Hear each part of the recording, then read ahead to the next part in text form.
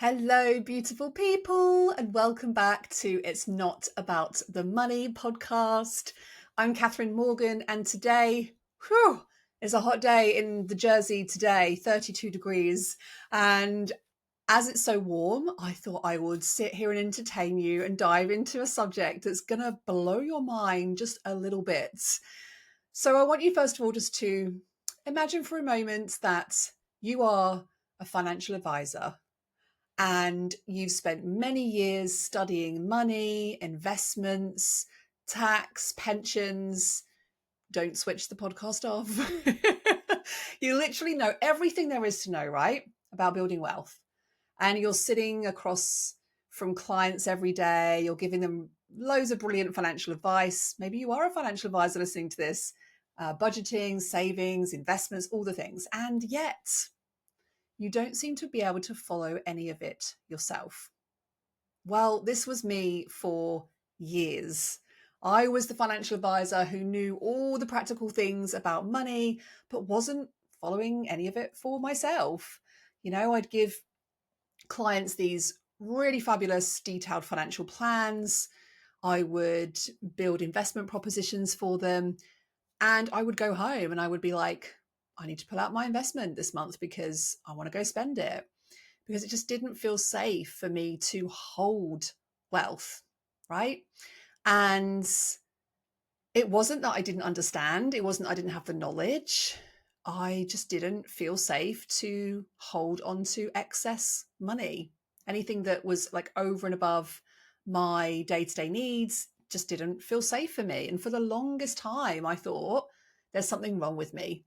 Like, why can't I follow my own advice? And here's what I discovered. And this is what we're going to be exploring on today's episode.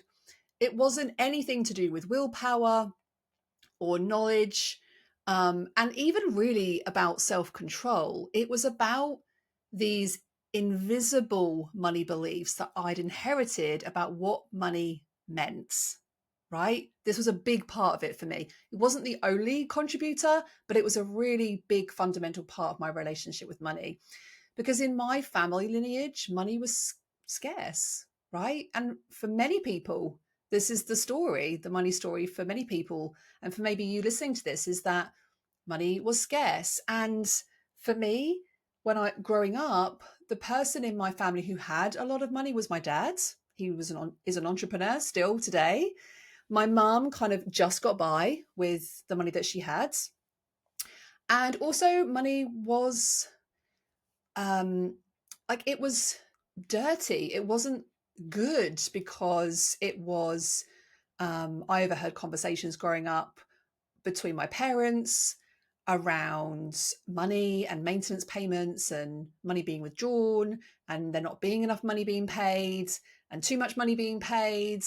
And it just wasn't a really good conversation in my household. And I'm sure for many people listening to this, if you experienced marital breakup or divorce in either your relationship or your parents' relationship, like, it definitely had an impact on my relationship with money. And I know that that was not the intention for my parents. But deep down, every time money was spoken about, it was hard, it was heavy, it was argumentative. And so the whole nervous system just shuts down, right? And that's what part of what money meant for me. And I think somewhere deep down, my nervous system decided that the safest thing to do when I had money was just to get rid of it as quickly as possible. And so many of these beliefs weren't even mine. They were borrowed, they were inherited, they were passed down through generations, like this invisible inheritance that no one really ever asked for, right? But here's the thing, is that every time that you undercharge for your services in your business, or every time you hesitate to raise your prices, every time you feel guilty about having money or spending money or saving money or wanting money, there's this invisible hand that's guiding those decisions, and it's not yours. And so today we're going to be exploring borrowed beliefs, those inherited money scripts that are running your financial life from behind the scenes. And we're going to be exploring, where do they come from? How do you spot them? And how to go about choosing new ones that actually serve you in your life.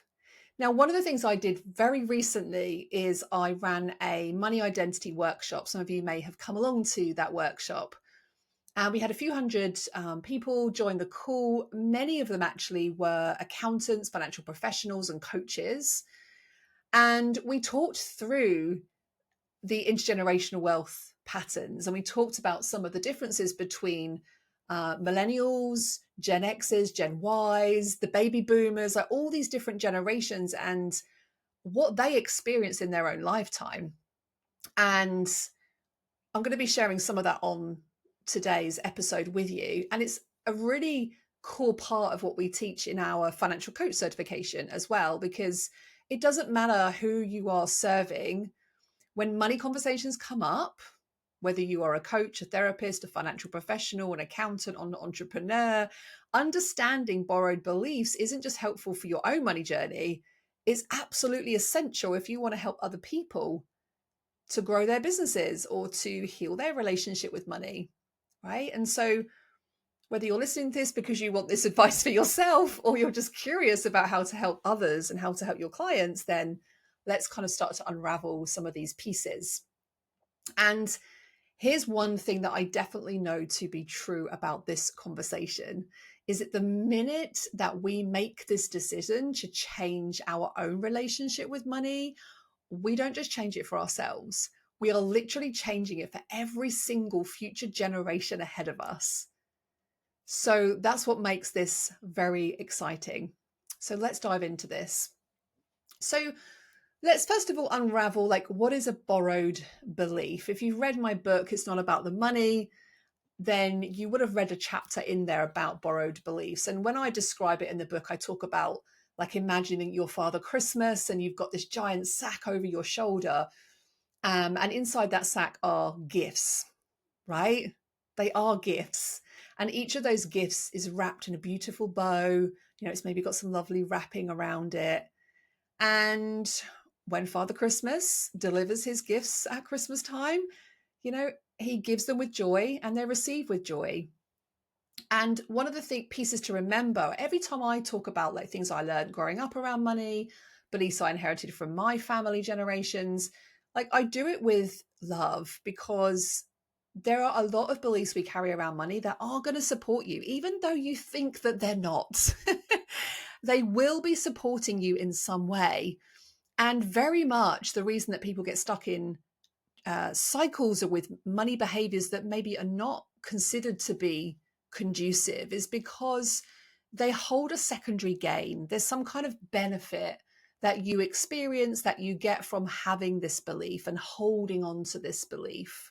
And often it's to do with safety. And out of anything I'm talking about on the show today, this is one of the most important lessons I want you to take away, is that whatever a belief that you have borrowed unconsciously, it has served you, right? It has served you in some way. And so when I take you through this kind of exercise that I'm going to talk about on the show today, I want you to really keep this in mind, you know, that it has served you, that it has been a gift, like Father Christmas, one of his gifts, you know, but some of those gifts you might want to hand back, you know, with love. Thank you for this gift, but it's not serving me anymore, right? And you're giving it back. You're giving it back so that the next generation can hold a different belief around money. And my goodness, you know, if you listened to my episode a few weeks ago about the future of money and AI, I did 2 episodes around this. I'll pop those links in the show notes. Money is changing. The way that we feel about money, the way we behave with money is changing. Okay, so these inherited money patterns, you know, they'll come from family. They might come from your religion, beliefs that you learned through money and religion. It might have come through your culture. It may have come through very specific events that you lived through. And the tricky thing is that some of these experiences have nothing to do with money. And you're like, how is that even relevant? And there's always a deep connection somewhere, right? One of my very earliest money stories, I don't share this one very often actually, was when my family and I went to Warwick Castle. Warwick Castle is in the UK. It's a very historical place. and it's got these huge, like, grassy mounds, I guess is the way I would describe it, just from my memory. Haven't been there for many, many years. And I remember vividly, and it's also on a family video, that my brother was like climbing this hill. We must have been about 5 years old, and we were climbing this hill, and he was a few meters ahead of me, and he was captured on camera going, "Come on, Catherine, come on," like really supporting me. "Come on, this is so much fun. Come and join me." And I'm like 3 meters behind him, like picking daisies or something random in the grass. And that particular day, I remember my brother had a money, I don't even know what you call them nowadays, like a money cylinder that hung around his neck, like a plastic long cylinder. And you would like open the top of it, that was connected to string that was around your neck. And then you'd put your money in, and then you'd put the top on. And I remember on that day, he dropped it down it was like a hole in the ground. Basically, it had like a grid over the top of it. And he was devastated. I think he had £20 in there. He was absolutely devastated. And I don't know what was said to him around money, but it was possibly something like, "Oh, like, you've lost that money now, you'll never get it back," right? It probably would have been something like that. And when I think about that as a story, I don't know the impact that had on my brother. Be interesting for him to kind of reflect on that experience for him. And maybe he remembers that, I don't know. But when I think about that experience, you know, that, "Oh, I'm stupid, I can't look after money," that money suddenly disappears, that you have to be careful with your money, all these different stories. And those experiences, personal experiences, can also have an impact on your relationship with money.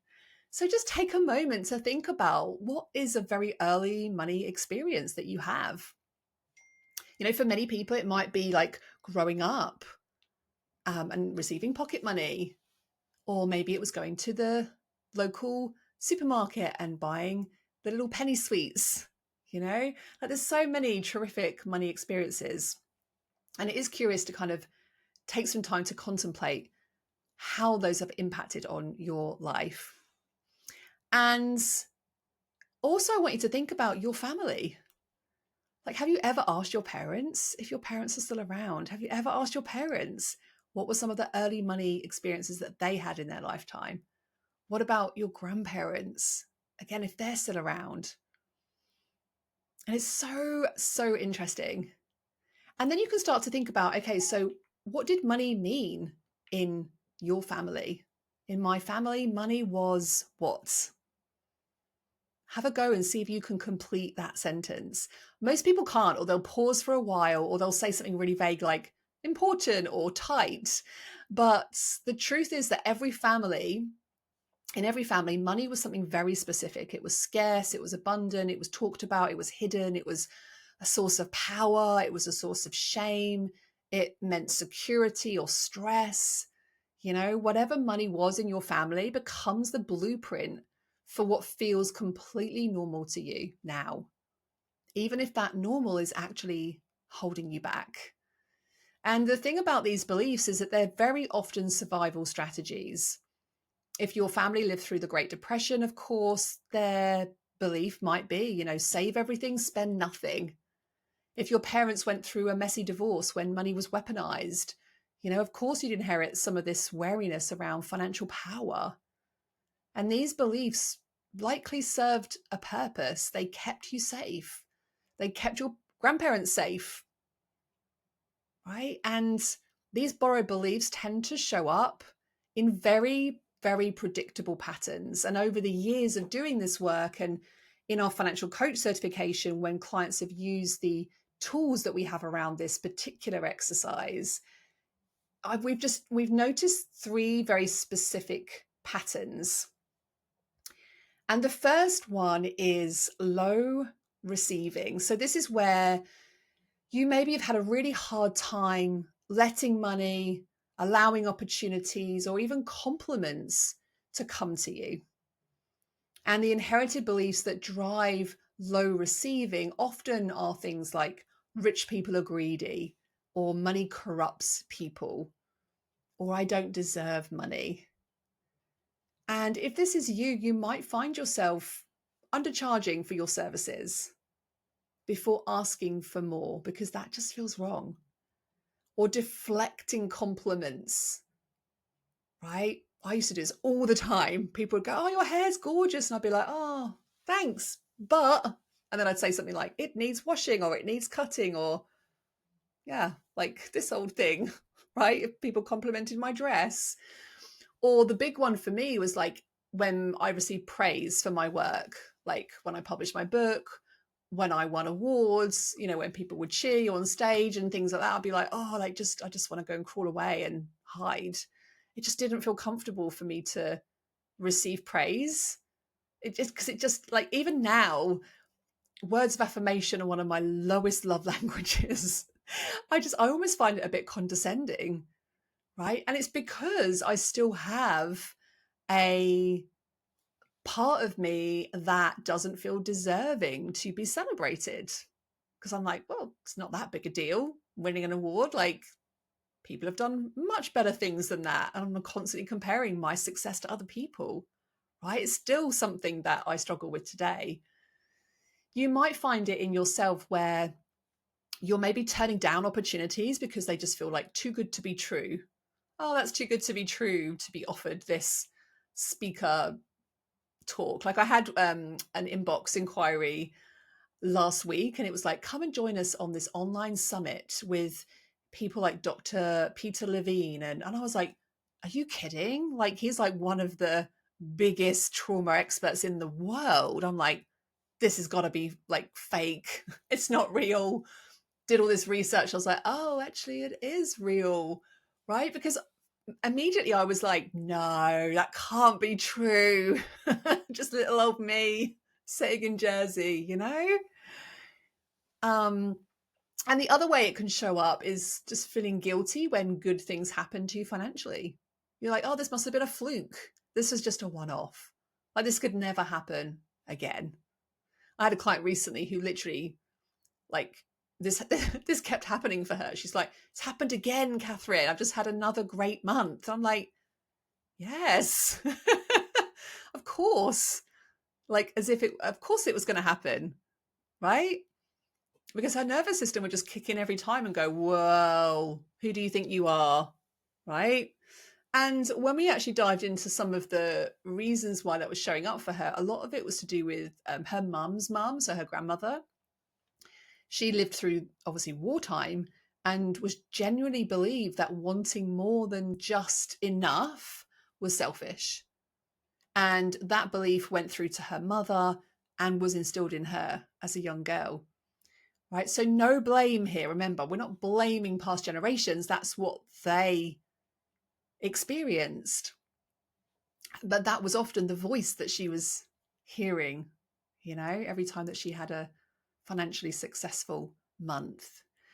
The other pattern that can show up is, so the first one is low receiving. The second one is low holding. This is the kind of money burns hole in your pocket pattern.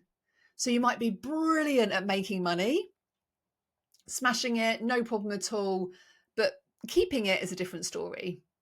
And the beliefs that often sit around this pattern are things like money disappears anyway, or I'll just spend it on something frivolous, or something bad always happens when I have too much. And this might resonate for you if you've made good money but always feel skint. You perhaps have impulsive spending periods, especially after you've made a lot of money, then you spend a lot of money to counterbalance that.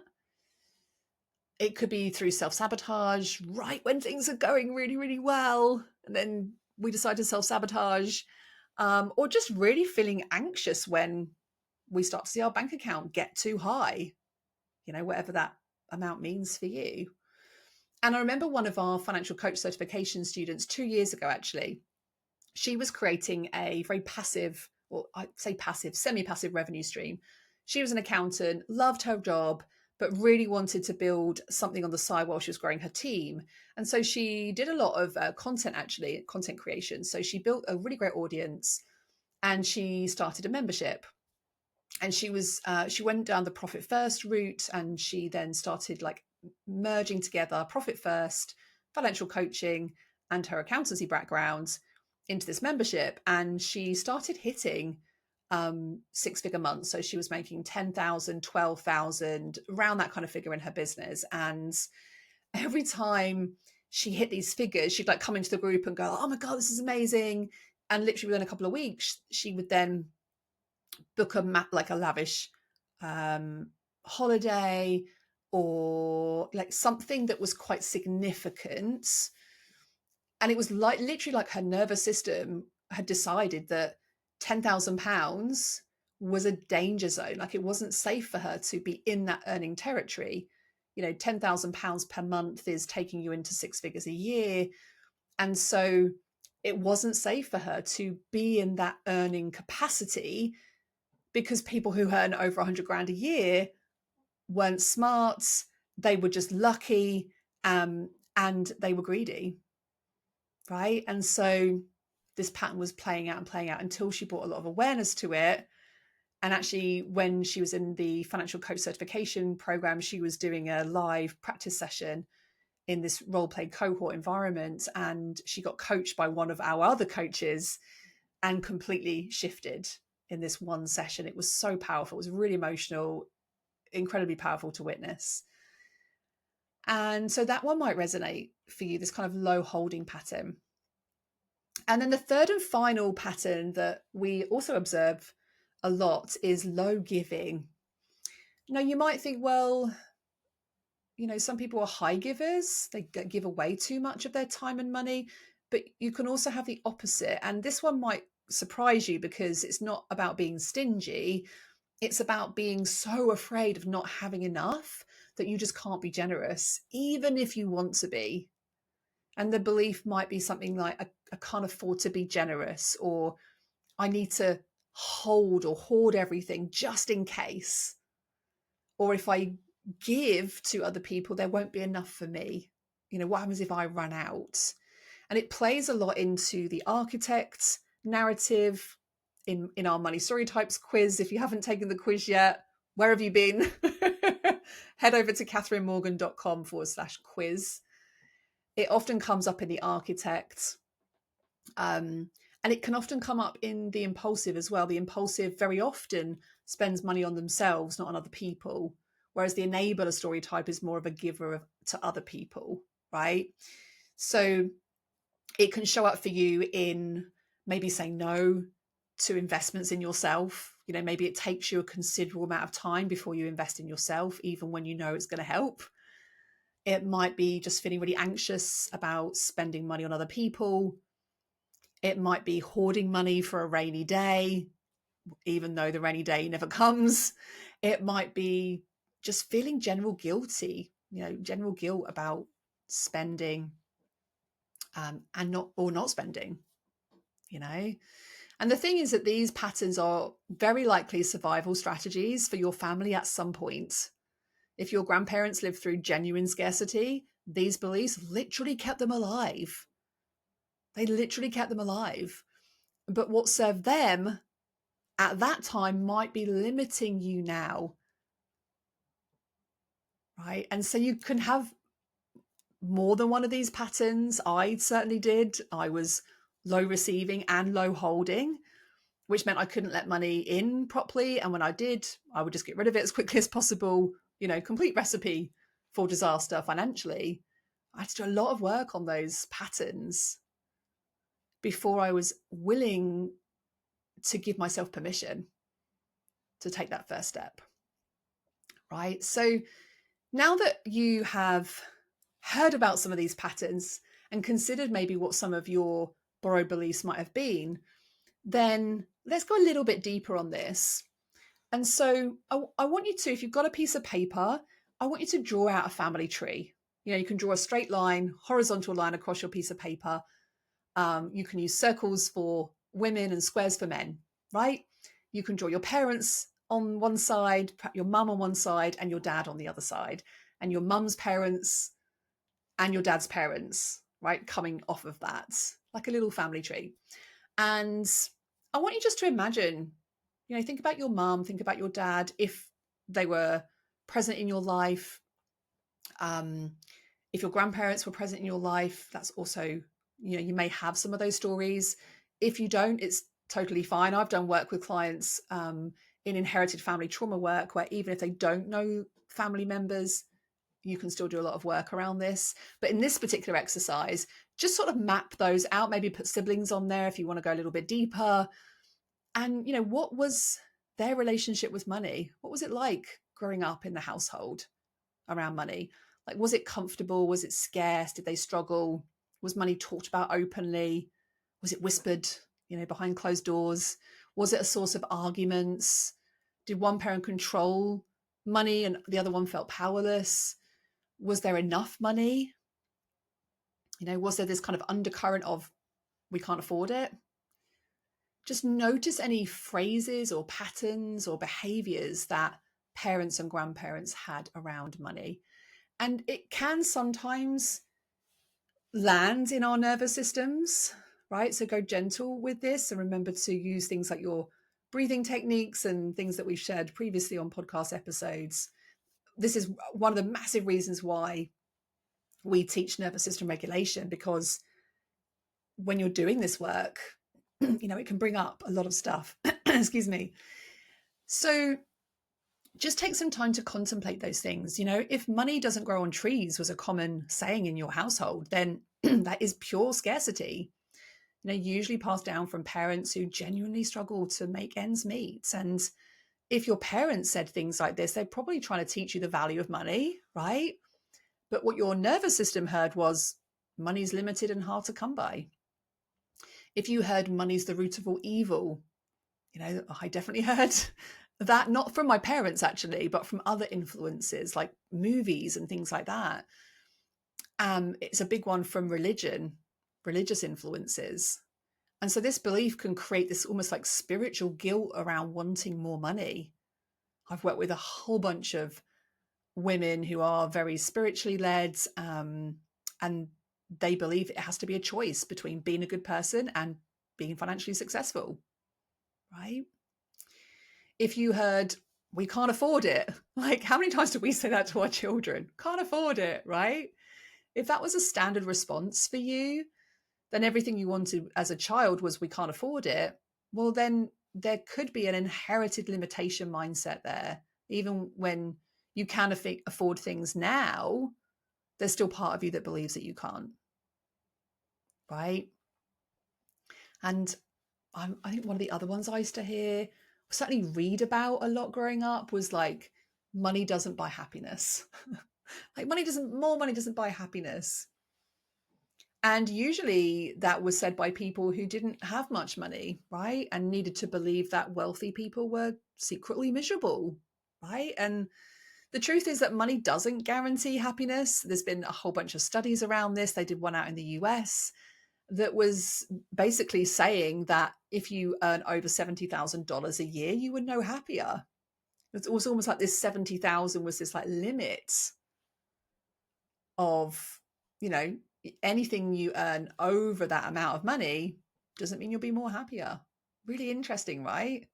But for some people, money does bring some happiness. I mean, it certainly brings choices, freedom, flexibility. And if someone asked me, like, would you be happier with more money? Well, yes, in some circumstances, there are definitely needs that I would like to have met so that I can take more time out, so that I can spend more time with my children, so that I can do certain things. So money is important, 100%. But often this money doesn't buy happiness can also play into this kind of, well, money's just not that important, right? This is almost like the pacifist money story type that we talk about in our assessment, in our quiz. It's like the pacifist just doesn't really want money. It's like, someone else can take responsibility for that, right? So there's many, many layers, many layers. You've got family beliefs there, generational beliefs potentially there that have been passed down. You might have some different generational beliefs coming in from your mum's side in comparison to father's side. Think about that as well, the dynamics of the gender disparity between families. We've got cultural layers as well. Different cultures have completely different relationships with money. Some cultures see wealth as a real blessing. It's something to be celebrated. Other cultures see it as something to be, pretty modest about. And some cultures really prioritize individual wealth. Some cultures prioritize collective prosperity. It's so different across the world. So what was your family's cultural backgrounds? Were they taught to be humble about success or to celebrate it? Was being financially independent seen as important? Pay your mortgage off. That was a big one in my generation. Just get your mortgage paid off as quickly as possible. That was the perception of what financial success is. And then when you start to really dive into these, you can connect the dots. You can connect the dots, look at your parents' money story, your grandparents, historical context, things they grew up around, cultural influences, religion, and it's so eye-opening. And remember, the point isn't to blame people. Our families did our absolute best that they could, right? And the point of this is to see which of those beliefs made sense in their context, but may not make sense in yours.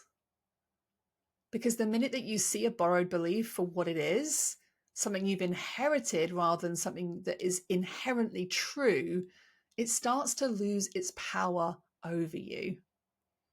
And then you can start to ask yourself, did this belief serve my family's survival? Yeah, it probably did. Does it serve me? No, maybe not. And that's when you get to choose. You get to decide which of those beliefs that you want to keep because they still serve you, and which ones you want to thank them and just gently release.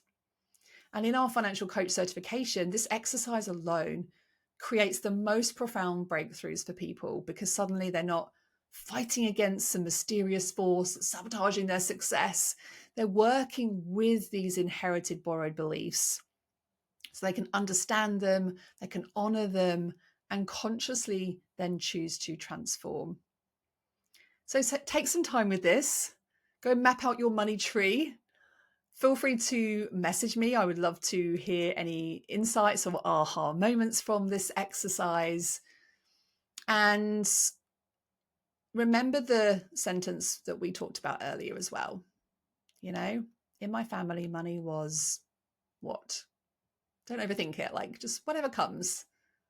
And whatever comes in, just notice without judgment. This is just information about the stories that you have been swimming in, what's been influencing you. And then over the next few days, sit with those questions, maybe go talk to your family about it, maybe talk to a friend about it. And this is a great time to really start to think about, so what would be the belief that is going to support me?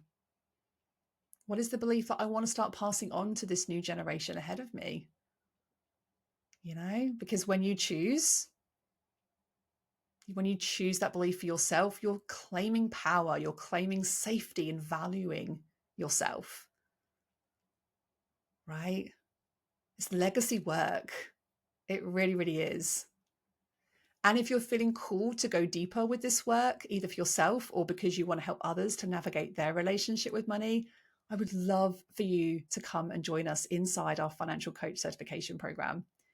This exercise is just the tip of the iceberg. Inside our certification, we spend an entire module diving deep into this framework. We also dive into the money narratives clearing framework, which is our signature method, to really create and facilitate breakthrough moments where someone finally sees that their money story isn't actually theirs. And so whether you're a coach wanting to add financial work to your practice, a therapist noticing money themes with your clients, or a financial professional who knows that there's more to money than just the numbers, this training will give you the tools to create profound transformation. So head over to our website, themoneypanel.co.uk, There's a bunch of free resources over there for you and details of the coach certification. But for now, just sit with this awareness. Notice the beliefs that have been running the show, thank them, and start to imagine what becomes possible when you consciously hand those borrowed beliefs back and you get to choose and step into a new money story. And remember, it's not about the money. It's about who you become in this process of transforming your relationship with it. So I will see you next week on the show. And remember, just be gentle with yourself, get curious, and I'll see you next week. Take care, guys.